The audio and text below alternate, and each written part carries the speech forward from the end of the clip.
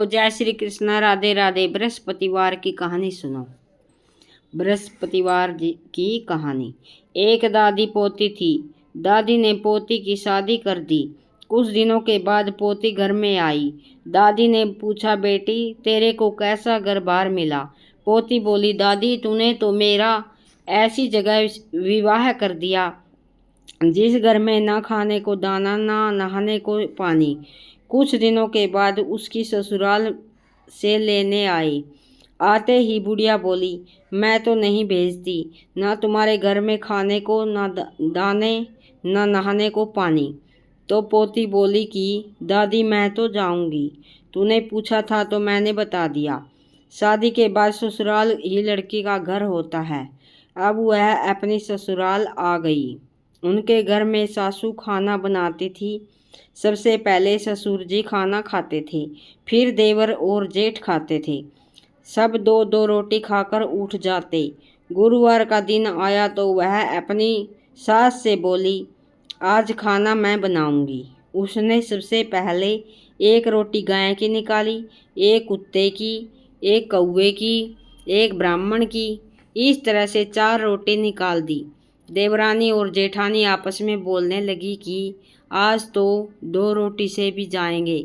उसके बाद ससुरा खाने को बैठा तो वह अपनी सास से बोली, पिताजी को बोल दो पेट भरकर खाना खाएंगे। उसके बाद वह अपने देवर और जेठ को भी इसी तरह बोली। देवरानी और जेठानी तथा सास को भी ऐसा ही बोली। सबने पेट भरकर खा लिया। अब सास बोली, तू भी खाना खा ले। तो वह बोली कि आज गुरुवार का दिन है, मैं तो व्रत रखूंगी। तब सास बोली, तू क्या खाएगी? तो वह कहने लगी कि मुझे तो गुड़ की डली और चने की दाल तथा हल्दी की गांठ चाहिए, मैं तो पहले पूजा करूंगी। तब सास बोली कि यह सब कहाँ से लाएंगे? तो वह बोली कि मेरे हाथ का कंगन ले जाओ और इसे बेचकर ले आना। अब उसका ससुर कंगन लेकर चला गया और सब सामान लेकर आ गया। वह उस चने की दाल में कंगन भी वापस आ गया। कंगन को देखकर बहू बोली कि किसी की चोरी का लाए हो या झूठ बोलकर लाए हो, यह कंगन वापस दे आओ। वह कंगन लेकर बाहर गया और वहां पर कुछ नहीं था। इसके बाद वह कंगन लेकर वापस आ गया। बहू ने पूजा करके 5 रोटी बनाई, एक गाय की और 4 रोटी अपने लिए बनाई और छींके पर रखकर सो गई। थोड़ी देर में बृहस्पति महाराज उसकी परीक्षा लेने के लिए आए और आकर बोले, अलक माई। बहू बोली, एक रोटी गाय की निकाल रखी है, वह दे दो। तो बृहस्पति भगवान बोले कि मैं तो थाली में डालकर दोगे तो ही खाऊंगा। अब सासू ने थाली में डालकर दी। इस प्रकार उसने एक एक करके सारी रोटी खा ली। अब सासू बोली कि बहू तेरे लिए तो कुछ नहीं बचा। तब वह बोली, एक रात का क्या काटना, मैं तो पानी पीकर सो जाऊंगी।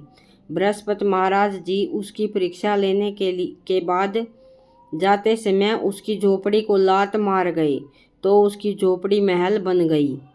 सारे गांव में ढिंडोरा पिट गया कि बूढ़ा ब्राह्मण पहले तो भूखा मरता था, अब इतना धन किधर से आ गया।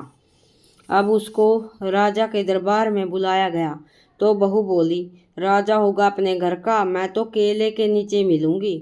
अब गुरुवार को केले के पास रानी भी आ गई और बुढ़िया की बहू भी आ गई। तब रानी ने पूछा, तेरे पास इतना धन किधर से आया? और वह बोली कि मैं तो नेम से गुरुवार के व्रत करती हूँ और केले की पूजा करती हूँ। बृहस्पति भगवान की कृपा से सब हो गया। रानी बोली, मेरे तो कोई भी बच्चा नहीं है। तो वह बोली, तुम भी केले की पूजा करो और बृहस्पति का व्रत रखा करो। तो रानी ने पूछा, इसकी विधि क्या है? तो वह बोली, चने की दाल, गुड़ की डली और हल्दी लेकर पूजा करें। रानी ने नेम से ऐसा ही किया। अब रानी गर्भवती हो गई। राजा के घर में थोड़ा झगड़ा हो गया तो रानी ने केले की पूजा नहीं करी और वह व्रत रख लिया। जिससे उसके 9 महीने पूरा होने पर भी बच्चा नहीं हुआ। तो रानी ने बूढ़े ब्राह्मण की बहू से मिलने के लिए कहा। तो बहू बोली, मैं तो केले के नीचे मिलूंगी। जब वह केले के नीचे मिली तो वह बोली, मेरे को अभी तक बच्चा नहीं हुआ। तो उसने पूछा, कभी केले की पूजा करी थी? तो वह बोली, मैंने व्रत तो रखा था पर केले की पूजा नहीं करी। तो वह बोली, केले की पूजा जरूर करें, व्रत किसी से रखा जाए तो रख लो। इसके बाद उसने केले की पूजा करी और उसको लड़का हो गया।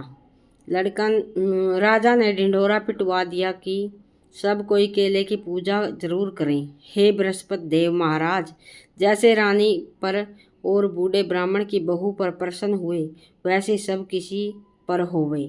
बोलो बृहस्पति भगवान की जय हो। लाइक शेयर कमेंट करियो।